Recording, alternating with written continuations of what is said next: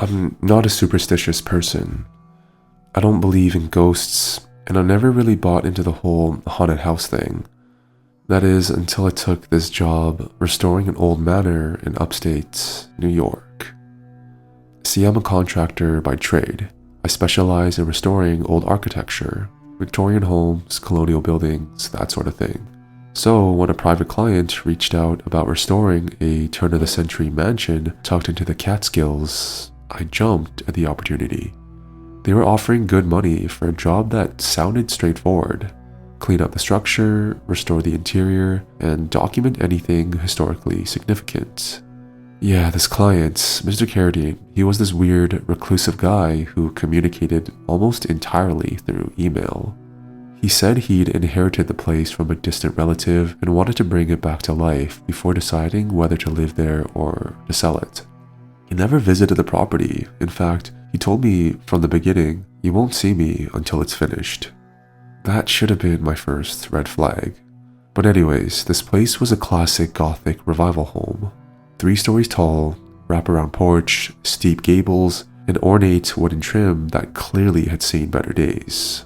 The grounds were overgrown. Vines crawled up the brick facade like fingers trying to pull it down into the earth. Yeah, a lot of work was needed. I arrived in early April, alone. The key was left under a moss-covered stone near the door. No crew yet, just me doing the preliminary work. Measuring, photographing, checking stability, that sort of thing. Inside was what you'd expect. Dusty, decaying, but intact. Antique furniture covered in sheets, long hallways filled with peeling wallpaper. The strangest thing was how quiet it was. I know it sounds weird to say an old house is quiet, but it's like the house absorbed sound. Even my footsteps felt muffled, but whatever. Old buildings settle in weird ways. The real problem started on the second week, when I noticed something odd about the floor plan. I had this blueprint provided by the client himself. On the second floor, there were supposed to be 4 bedrooms, a bathroom, and a study at the end of the hall. Simple enough, but while inspecting the walls near the staircase, I found an inconsistency. There was a segment of the wall between the study and one of the bedrooms that it just didn't match the interior dimensions. It was too wide, like there was a space behind it that wasn't accounted for. I tapped on the wall, hollow. At first, I assumed it was an old chimney shaft, or maybe an old dumbwaiter, but see, the thing, it was too wide for that, at least 8 feet across, and running all the way to the back of the house. I pulled out my measuring tape and double-checked the dimensions. Maybe I was going crazy, but sure enough, there was an entire room-sized void behind the wall, but it wasn't on the blueprint. That night, I couldn't stop thinking about it. I tried to sleep in one of the finished guest rooms, but every creak of the floorboards had me awake. Around 2 a.m., I got up and went back to the hallway. I don't know, I just stood in front of it with my flashlight and just stared, like somehow I could get it to make sense, but that's when I noticed something. There were scratches near the baseboard. Faint, but deliberate, like someone had clawed at the wall with their fingernails. They trailed off towards the corner as if whoever made them had been dragged away.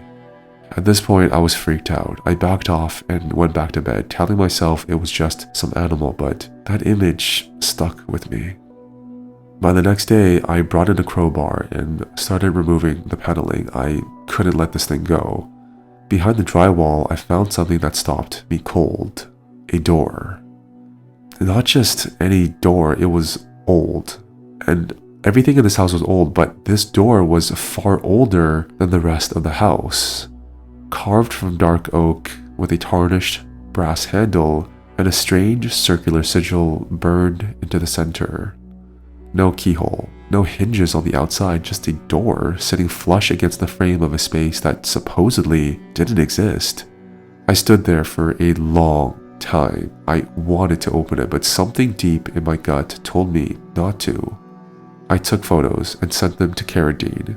His reply was instant. "Seal it. Do not enter.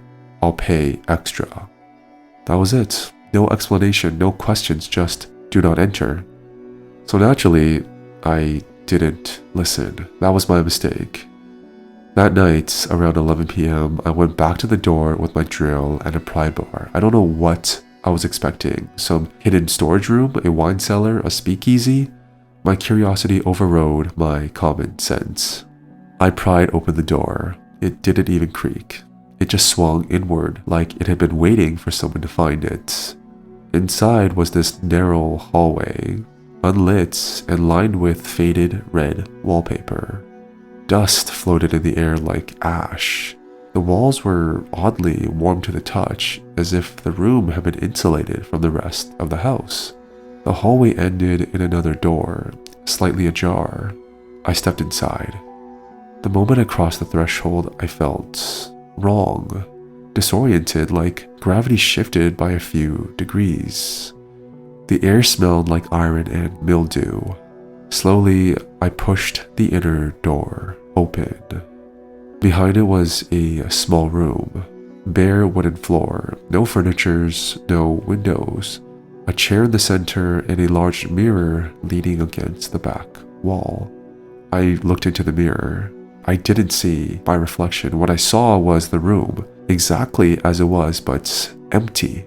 No chair, no mirror, and no me. Suddenly, something stepped into the frame behind where I would have been.